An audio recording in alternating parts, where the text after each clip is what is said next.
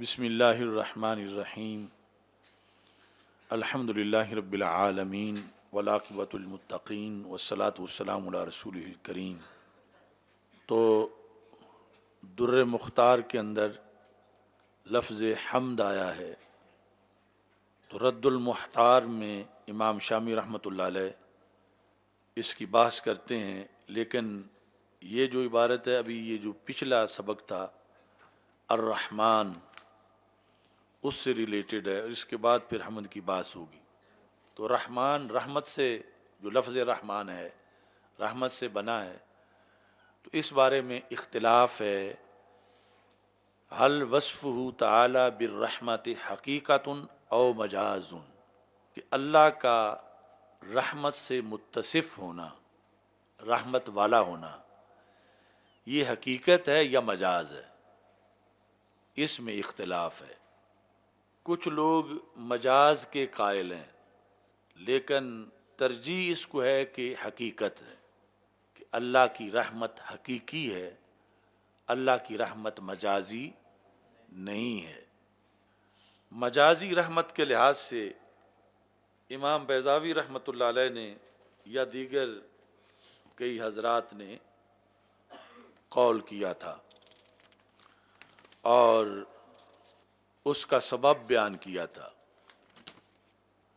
یہ جو سورہ فاتحہ کی تفسیر ہے، تفسیر بیضاوی کے اندر، اس میں یہ ہے کہ وَإِنَّمَا قَالَ الْمُنْعِمُ الْحَقِيقِي لِأَنَّ غَيْرَ اللَّهِ تَعَالَى مُنْعِمٌ بِالْمَجَازِ إِذِ الْإِنْعَامُ الَّذِي هُوَ إِيصَالُ النِّعْمَةِ إِلَى الْغَيْرِ فعل اللہ تعالی، کہ نعمت غیر تک پہنچانا وہ اللہ کا فعل ہے۔ تو اس کے اندر امام بیضاوی جو ہیں، انہوں نے اس چیز کو ملحوظ خاطر رکھا، الرحمن الرحیم کہتے ہیں اسمان بنیا للمبالغات کالغضبان من غضب والعلیم من علم۔ آگے مسئلہ شروع ہوتا ہے والرحمت فی اللغت رقۃ القلب، کہ رحمت لغت میں رقت قلب کو کہتے ہیں، رقت نرمی، رقۃ القلب وانعطاف یقتضی التفضل والاحسان۔ انعطاف کہتے ہیں مہربانی کو، کہ لغت میں دل کی رقت اور دل کا انعطاف جو تقاضا کرتا ہے فضل کا اور احسان کا۔ یعنی جس طرح کل مثال دی کہ آپ نے دیکھا کہ سردی بھی ہے، بارش بھی ہے، اور ایک فقیر بندہ سڑک کے کنارے بیٹھا ہے اور کانپ رہا ہے، تو پہلے آپ کے دل میں رقت پیدا ہوئی اس کو دیکھ کر، اور انعطاف پیدا ہوا، اس پر مرتب احسان ہوا کہ آپ نے اس کو اپنی چادر دے دی یا کوئی اور چیز کہ جس سے اس پر مہربانی ہو جائے۔ تو یہ جو رقت اور انعطاف ہے، یہ مبادی ہیں، اور مہربانی کرنا یہ اس پر مرتب ہونے والا اثر ہے۔ یعنی رقت سمجھو سبب ہے، اور احسان کرنا جو ہے یہ مسبب ہے۔ تو امام بیضاوی کہتے ہیں وَأَسْمَاءُ اللَّهِ تَعَالَى إِنَّمَا تُؤْخَذُ بِاعْتِبَارِ الْغَایَاتِ، کہ جو اللہ کے نام ہیں ان میں غایت کا اعتبار ہوتا ہے، مبادی کا اعتبار نہیں ہوتا۔ غایت کا اعتبار ہوتا ہے، مبدا یا مبادی کا اعتبار نہیں ہوتا۔ ہی افعال، تو جو اللہ کے اسماء ہیں اس میں غایات کا اعتبار ہوتا ہے، اور وہ غایات کیا ہیں؟ وہ افعال ہیں، وہ انفعال نہیں، وہ افعال ہیں انفعال۔ انفعال کیا ہے؟ کہ کسی سے متاثر ہونا اور اپنے اندر اثر قبول کرنا، یہ انفعال ہے۔ اور فعل کیا ہے؟ مثلا احسان کرنا، یہ فعل ہے۔ تو مطلب ان کا یہ ہے کہ اسماء باری تعالیٰ میں مبادی کا لحاظ نہیں ہے کہ رقت قلب ہو، ایسا ہوگا تو پھر تو ایک قلب ماننا پڑے گا جو جسمانیت کا تقاضا کرے گا، پھر اس کی رقت ہوگی، تو وہ جسم سے پاک ہے، نہ اس میں قلب ہے نہ اس کی رقت ہے۔ تو چونکہ مبادی کا لحاظ ہی نہیں، مبادی انفعال کے درجے میں آتے ہیں، اور اللہ انفعال سے پاک ہے۔ انفعال کا مطلب ہے کسی سے اثر قبول کرنا، اللہ کی شان فعل ہے، انفعال نہیں ہے۔ تو اس بنیاد پر انہوں نے پورا قانون بنا دیا امام بیضاوی رحمۃ اللہ علیہ نے کہ جو اللہ کی اسماء ہیں ان میں تؤخذ باعتبار الغایات التی ہی افعال دون المبادی التی تکون انفعالات، تو ان میں مبادی کا اعتبار نہیں بلکہ غایات کا اعتبار ہے۔ تو مطلب کیا بنا کہ جو رقت القلب ہے وہ سبب ہے اور احسان اس کا مسبب ہے۔ تو اللہ کے لحاظ سے جب یہ بولا جائے گا کہ اللہ الرحمن ہے رحیم ہے، تو اس کا معنی احسان والا ہوگا اور مہربانی والا ہوگا، جس میں کوئی عضو ماننا لازم نہیں آتا، جس میں انفعال لازم نہیں آتا۔ تو لہذا یہاں پر اسماء باری تعالیٰ میں مبادی کا لحاظ نہیں ہے بلکہ غایات کا لحاظ ہے کہ اس کی غایت کیا ہے۔ یعنی جب بندے کے دل کو رقت طاری ہوئی تو اوپر غایت کیا مرتب ہوئی کہ اس نے اس کو پیسے دے دیے فقیر کو، یا اس نے اس کو کپڑا دے دیا۔ تو اللہ کے اسماء کے لحاظ سے انہوں نے کہا کہ مبادی کا اعتبار نہیں بلکہ غایات کا اعتبار ہے۔ امام شامی کہتے ہیں حل وصف تعالیٰ بالرحمت حقیقت او مجاز، کیا اللہ کا رحمان رحیم ہونا یا اللہ کو رحمت سے متصف کرنا یہ حقیقت ہے یا مجاز ہے؟ مجاز کس سے؟ مجاز انعام سے یا ارادہ انعام سے، یعنی یہ جو ہم نے بیان کیا مثلا سبب سے مسبب مراد لینا، رقت سے مہربانی مراد لینا، تو رقت سے انعام مراد لینا، تو لأنہا من الاعراض النفسانیات، یہ مجاز والوں کی دلیل ہے کہ یہ جو رقت قلب ہے یہ اعراض نفسانیہ سے ہے، المستحیلات علیہ تعالی، رب کے لحاظ سے یہ محال ہے کہ وہاں رقت قلب ہو، جب قلب نہیں تو رقت قلب کہاں ہو۔ فَيُرَادُ غَایَتُهَا، جب اللہ تعالیٰ پر بولا جائے گا یہ لفظ تو پھر رقت یعنی مبدا مراد نہیں ہوگا رحمت کا بلکہ رحمت کی غایت مراد ہوگی۔ فَيُرَادُ غَایَتُهَا، تو یہ وہ مذہب ہے کہ جنہوں نے اللہ کی رحمت کو مجاز کہا کہ اللہ رحمان اور رحیم مجازی طور پر ہے، یعنی جو کہ بہت عجیب لگتا ہے عام لوگوں کو بھی کہ اب اللہ کی رحمت ہی مجازن ہے تو پھر حقیقتاً کس کی ہے؟ تو کہتے ہیں کہ المشہور الثانی، مشہور یہی مذہب ہے یعنی کتابوں میں، والتحقیق الاول، لیکن تحقیقی پہلا مذہب ہے۔ پہلا مذہب کون سا؟ کہ اللہ رحمان حقیقی طور پر ہے اور اللہ رحیم حقیقی طور پر ہے۔ اب یہاں یہ وہ بات کر رہے ہیں جو آپ دوسری جگہ یعنی وہی پڑھ رہے ہیں مشہور جو ہے، یعنی بیضاوی جیسی تفسیر میں جب پڑھا، اس کے حواشی میں پڑھا، عام تعریفات میں پڑھا، یہ کہتے ہیں امام شامی کہ تحقیق پہلا مذہب ہے کہ اللہ کی رحمت کیا ہے؟ حقیقی ہے۔ اب اس کی دلیل اور منشأ غلطی بیان کرتے ہیں کہ یہ غلطی لگی جنہوں نے کہا کہ مجاز ہے۔ غلطی کیوں لگی؟ رحمت کے لغوی معنی سے، وہ کیا تھا؟ رقت القلب۔ تو امام شامی کہتے ہیں لأن الرحمت التي هي من الاعراض، کہ وہ رحمت جو کہ اعراض میں سے ہے، جو اللہ کی شان کے منافی ہے، اللہ کی شان کے، چونکہ اعراض نفسانیہ اللہ میں ہوں یہ محال ہے، تو کہتے ہیں کہ وہ رحمت جو کہ آراز میں سے ہے، ہی القائمۃ بنا، یہ تعریف کہ رحمت رقت قلب کو کہتے ہیں، اور عرض ہے جو قائم ہوتی ہے، یہ وہ ہے جو بندوں کے لحاظ سے رحمت ہے۔ یہ رحمت کی تعریف اللہ کے لحاظ سے ہے ہی نہیں، کہ جس کی وجہ سے انہوں نے پھر مجاز مانا۔ یہ رحمت کی تعریف اس رحمت کی تعریف ہے جو بندوں میں پائی جاتی ہے، کہ پہلے جو ہے رقت قلب ہے اور اس کے اوپر پھر احسان مرتب ہوتا ہے۔ ولا یلزم کونھا فی حقہ تعالی کذالک، بندوں میں رحمت کا یوں ہونا، اس سے یہ لازم نہیں آتا کہ اللہ کی بھی ایسی ہی رحمت ہو۔ بندوں کی رحمت بندوں کے شایان نشان ہے، اللہ کی رحمت اللہ کے شایان نشان ہے۔ تو یہ جو رقت القلب والی تعریف ہے، یہ اس رحمت کی تعریف ہے جو بندوں میں پائی جاتی ہے، یہ اس رحمت کی تعریف ہی نہیں جو اللہ کی رحمت ہے۔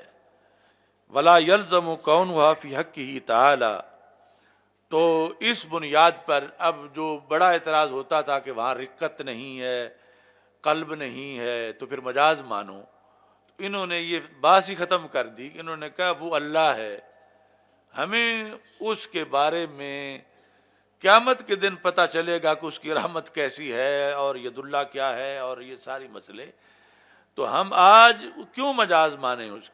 اس کی رحمت حقیقت ہے، اور اس کی وہ ڈیفینیشن نہیں جو تم رقت القلب سے کر رہے، یہ وہ ہے بندوں نے تعریف کی ہے، اور بندے اپنی حالت سے واقف ہیں، اللہ کی حالت سے واقف نہیں ہیں۔ اس بنیاد پر انہوں نے کہا کہ یہ جو تحقیق ہے وہ پہلا مذہب ہے کہ اللہ کی رحمت جو ہے وہ حقیقی ہے۔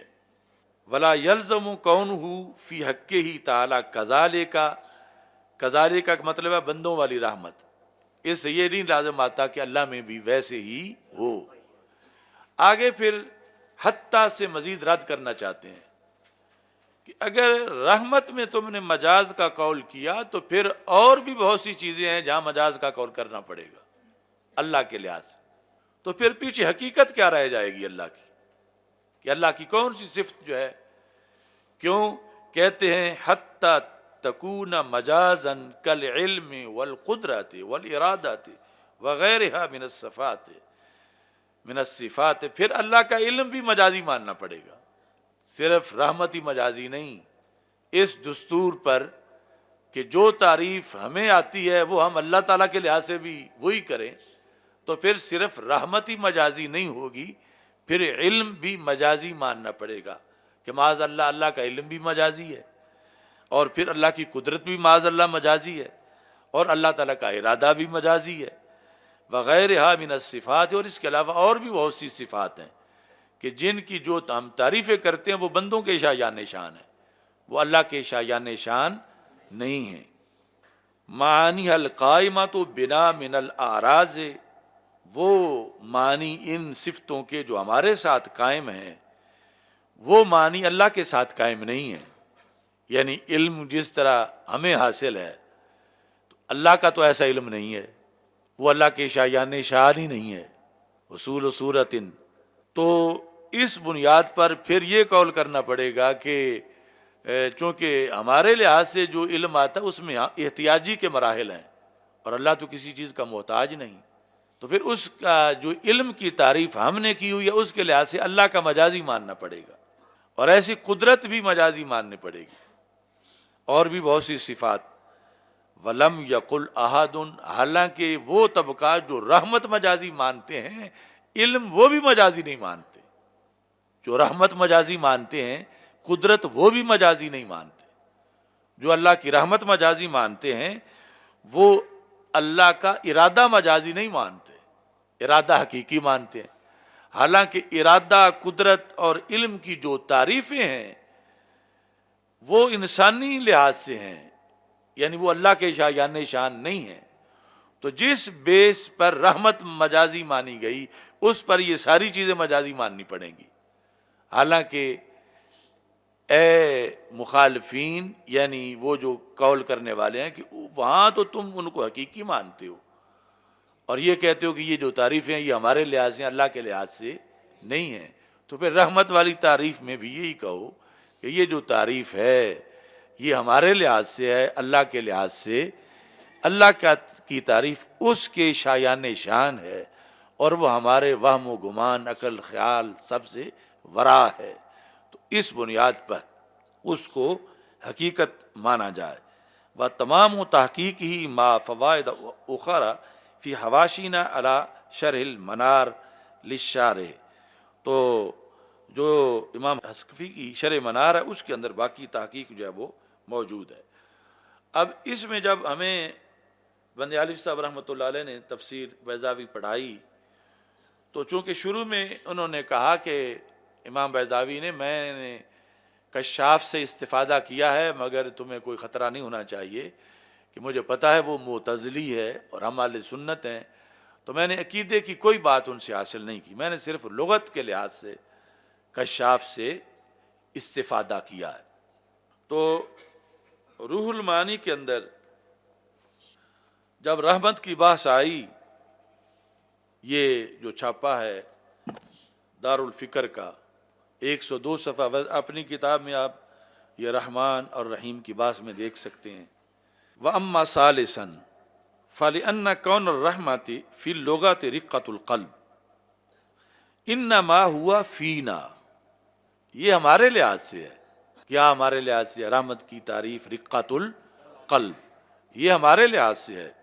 وَهَذَا لَا يَسْتَلْزِمُ ارتکاب التجوز عند اثباتها للہ تعالی، تو یہ اس کو مستلزم نہیں کہ جب رحمت اللہ کے لیے ثابت کی جائے تو اسے مجاز کہا جائے، یعنی ثابت تو بالیقین ہے۔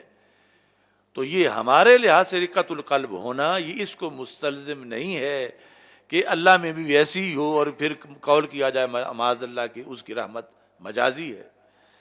لِأَنَّهَا حِينَئِذٍ صِفَةٌ لَائِقَةٌ بِکمال ذاتہ، اللہ کے لحاظ سے کیسی ہے؟ جیسی اس کے ذات کے شایان شان ہے، وہ رقۃ القلب نہیں، جیسے اس کی لِأَنَّهَا حِينَئِذٍ صِفَةٌ لَائِقَةٌ بِکمال ذاتہ کسائر صفاتہ۔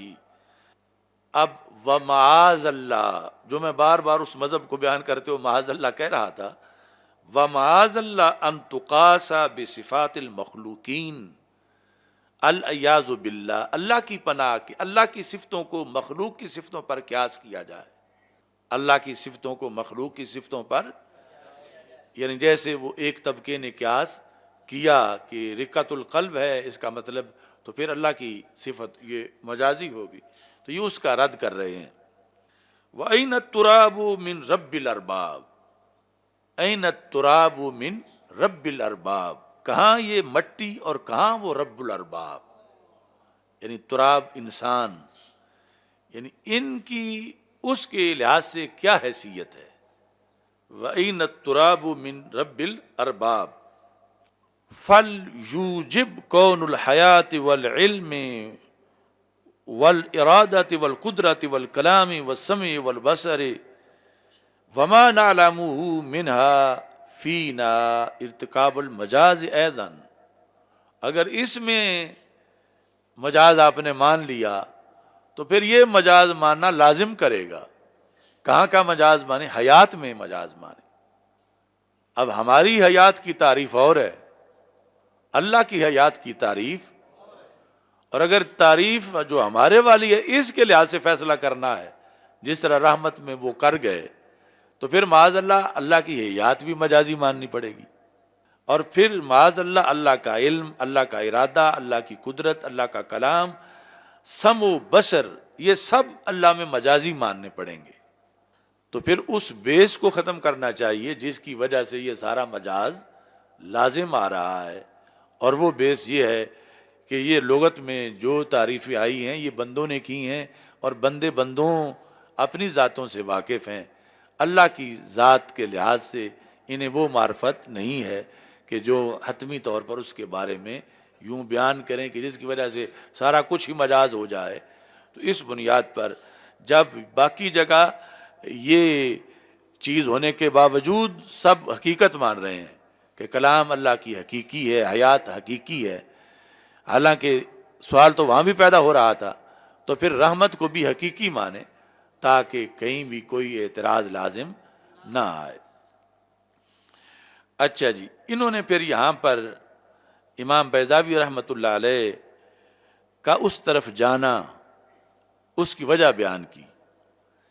کہتے ہیں لما للزمخشری من الاعتزال فی تفسیر کتاب اللہ العزیز، کہ قرآن کی تفسیر میں چونکہ زمخشری نے اعتزال کو شامل کیا، معتزلہ کا جو عقیدہ تھا، بِأَنْ جَعَلَ الرَّحْمَةَ مَجَازًا، زمخشری نے اصل میں رحمت کو مجاز بنایا، یہ اس کا کام جو تھا، یہ اعتزالی رگ پھڑکی تھی اس کی، اس بنیاد پر اس نے یہ بات کی تھی۔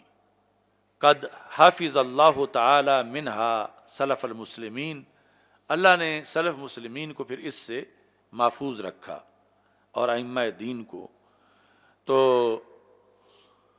اس بنیاد پر یعنی وہ شروع میں انہوں نے کہا بھی کہ میں اس سے کوئی ایسی چیز نہیں لوں گا، لیکن یہ بد اعتقادی جو ہے اس کے ساتھ ہم نشست جلیس ہونا، خواہ ان کی ذات کے ساتھ نہ ہو، ان کی کتاب کے ساتھ ہو، تو پھر بھی یہ کہیں نہ کہیں سے چیز سرایت کر سکتی ہے۔ ضروری نہیں کہ ہر جگہ ہی کر جائے، لیکن خطرہ اس کا بہت ہوتا ہے، کیونکہ طبیعت کے بارے میں کہا گیا کہ تباً انسان کی طبیعت جو ہے یہ چور ہوتی ہے۔